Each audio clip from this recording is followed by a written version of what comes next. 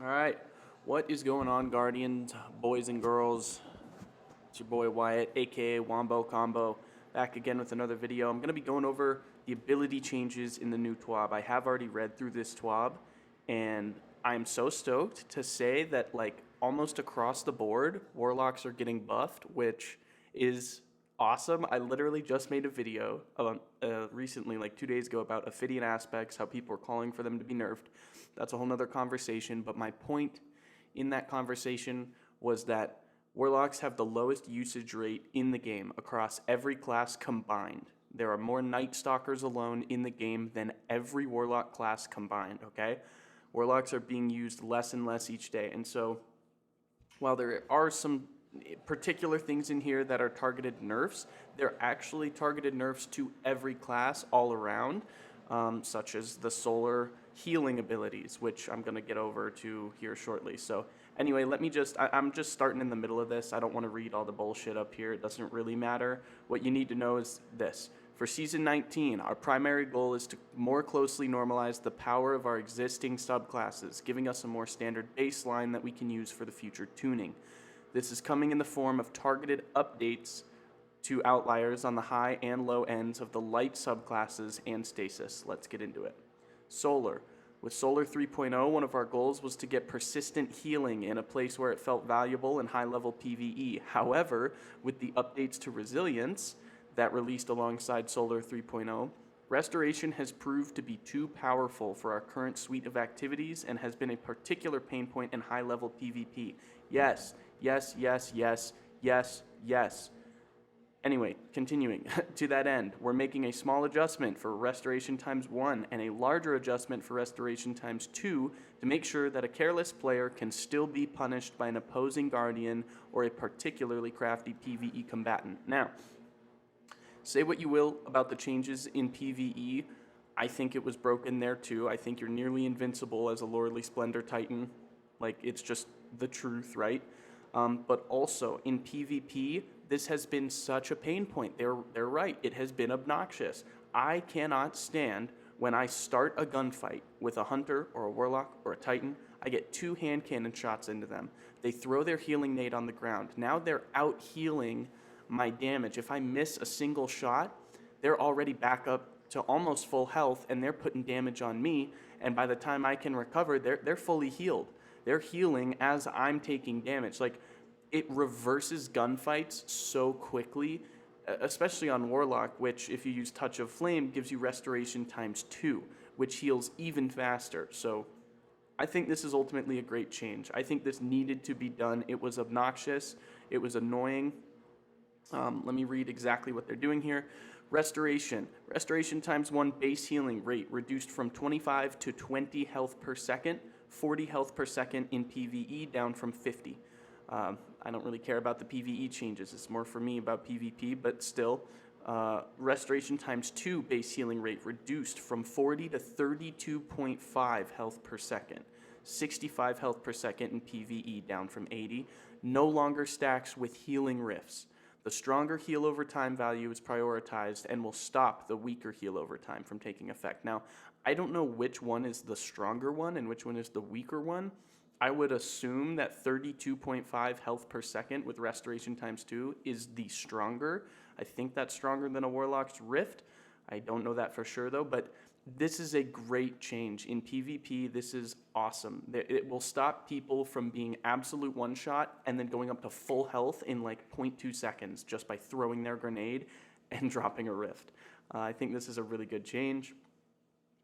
Overall, we're content with the potency of Radiant. This is where we start getting into some of the Warlock buffs, and this is what gets me so excited.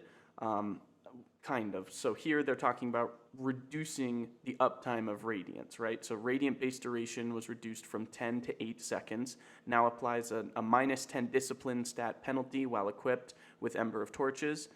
Ember of Solace now provides a 50% duration buff rather than a flat 5 seconds. It used to be that when you got Ember of Solace procced, it would just add 5 seconds onto your radiancy, but now it sounds like if you only have 2 seconds left, you'll gain 1 second because that's 50% of 2 seconds, I believe, or maybe it's just 4 seconds because that's 50% of 8. I don't know, actually. We'll have to find that out. Here's some stuff about knock 'em down and hunters being nerfed. Well-deserved nerfs. Okay, here it is. Here's the stuff about warlocks being buffed. Celestial Fire. With Solar 3.0's release, we reduced the damage of Celestial Fire against enemy guardians as a trade-off for increased long-range consistency. However, that change resulted in close-range melee duels, i.e. both players lunge at each other, failing to end in a trade because a base melee in combination with Celestial Fire only deals 190 damage. This is so frustrating and annoying, and I'm so glad they're making a change to this because, so for example, I play on controller. I have my bindings set up so that it will always prioritize a charged melee first. It doesn't matter if the enemy is right in front of me, it will always prioritize my charged melee. And you can say what you want about that, like, oh, well, just put your charged melee on the stick and click stick. I don't like doing that. It accidentally goes off more than you would think. So I just have it prioritized so that it auto throws whatever charged melee I have when an enemy is close. After that, it will do the regular melee animation. I cannot tell you how many times I have thrown my Celestial Fire at someone point blank, hit them with all of the little ticks, right? All of the little floaty balls, and meleeed them, like follow-up meleeed, and they still don't die, and I end up dying because they double melee me or something. Like, this will absolutely help that in every way. It's going to increase close range melee damage. Close range, keep in mind, at long ranges, it's still only going to max at 90, but at close range, it should do 100, which will allow you to follow up with a melee and kill any guardian at any resilience. So this is a great change. I think this is going to be super awesome. I'm really glad about that. So another buff to Solar Warlocks, which I think is a great one. It's not like absurdly strong or anything. It's just a minor buff to go along with the changes that I think are warranted with the healing across all classes. I think it was obnoxious. I'm going to skip over the Void Overshield stuff. I don't really care about this. Voidwalker is also in a place we're pretty comfortable with across all modes, but Vortex Nova Bomb currently doesn't feel like it provides a meaningful enough benefit with its pull effect to make it a compelling choice over Cataclysm. This is true. I don't know anyone that really uses Vortex in PvP. I've tried it. It just doesn't work. It doesn't feel the same to me. Cataclysm feels more consistent sometimes, right? The tracking obviously helps. Like, it chases people down and runs them down. So I always use Cataclysm. That being said, I have lately been like, man, it would be nice to use Vortex every now and then because sometimes your Cataclysm chases someone into a fucking wall and kills no one because it just tracks into the wall and dies. This is such a great change because Vortex is now going to be viable. I'm going to start maining Vortex, and here's why. Increased initial projectile speed by 21%. This thing is going to fly. This thing is going to absolutely zoom out of the Warlock's hands, okay? Increased radius of the inward pull on impact. So the radius at which nearby targets get pulled into the Nova Bomb increased by 17%. Increased the strength of the inward pull on impact by 20%. That's crazy. I felt like this thing already yanked people in from pretty far away, but this is gonna, like, it doesn't matter if you Icarus dash out of this thing, it is gonna suck you back in and you are toast, is what it sounds like. Like, if you're anywhere near this thing, you're not getting away from it by Icarus dashing or Titan, you know, I don't know what the ability is called, but the little zoop, little zeep doop on arc. Like, you're not getting out, is what it sounds like. So this is a great change. I'm really excited about it. I'm a Warlock Nova main. I'm a Novalock main, okay? I love Nova Bomb and the whole class. Like, Voidlock is my favorite. So I'm stoked about this change. This is really exciting. Nerfing some Hunter stuff, good. Hunter trash. And then here's some talk about Touch of Thunder. They're nerfing Storm Grenades. Thank God. It was about time. Everyone's been begging for this. Titans. Arc Souls increased base damage versus PvE combatants from 35 to 60. That's pretty huge. They're making Arc Souls do some big boy damage in PvE, so that's exciting. we're also making updates to Stormcaller's melee abilities. While being amplified increases their potency, they also compete with Lightning Surge, which has been a very popular aspect choice. So we're making some updates to help them be more competitive in their base form. So they're not nerfing the insane damage that a slide melee from Arclock does. What they're doing instead is they're increasing the effectiveness of the other melee options, so hopefully people won't use it as much. I don't know that that's really going to stop people from using Lightning Surge. Lightning Surge is fucking insane and super powerful, but all the same, Ball Lightning increased travel range from 27.5 to 35 meters. That's crazy. That's almost a 10-meter increase, or 7.5 meter increase. But still, that's really good. This thing is going to fly now. And then Chain Lightning, increased damage against PvE combatants by 50%. That's awesome. Like when you melee someone in PvE, granted, it's going to be doing big damage when it chains. And then Chaos Reach. Chaos Reach felt underwhelming across PvE and PvP because they nerfed Geomags and because they made it a super, super slow charging super, made it 9 minutes and 16 seconds.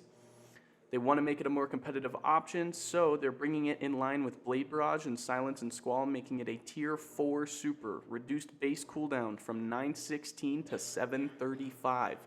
That is insane.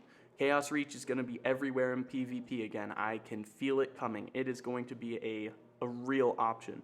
Because, let's be honest, Stormcaller, roaming supers, not particularly the move right now, right? You can get one-shot sniped out of your Stormcaller or Lorenz or Arbalest. Not that you can't in Chaos Reach, but Chaos Reach is like an instant activation, instant beam of death on whoever you point at. That's huge. That can be really strong. It has been strong in the past, and they're making it more viable here by making it a quicker charge time. I'm really excited about that. I think this is a great change. Chaos Reach has not been used for so long. Stasis. They're making some good stasis changes here. In general, buffing Cold Snaps, buffing Duskfield Grenades. Great changes. Those apply to Warlocks. Those apply to every class. And then you've got Shadebinder. Glacial Harvest. Reduced cooldown on Stasis Shard creation per 6 shards from 15 seconds to 10 seconds. That's great.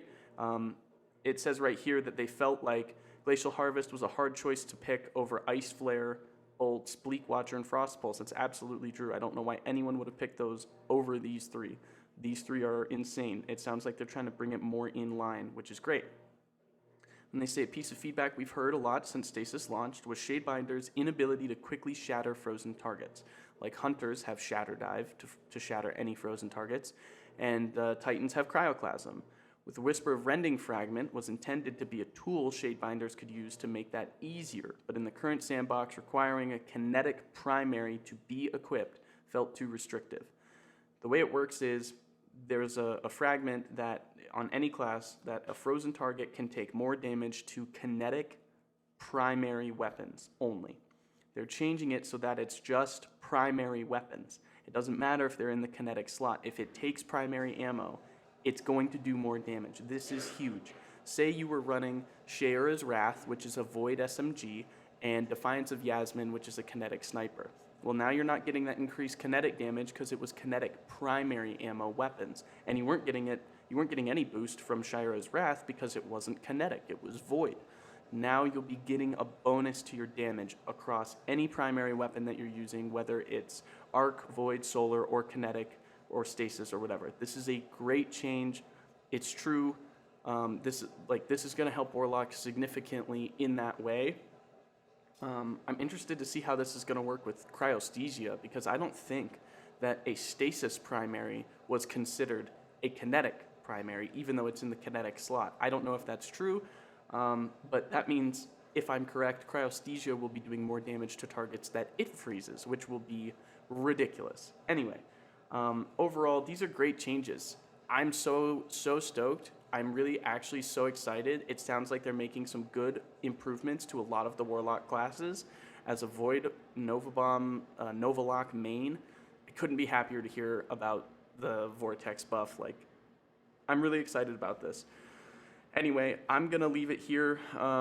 and that's where I'm going to stop. I don't really care about the other classes. The changes they're making are great to those classes as well, but they're mostly like nerfing hunters and titan abilities and then buffing some small things here and there. Warlock's got the meat of the action today, and I couldn't be happier about it. So anyway, thanks for watching, guys. I'll catch you next time.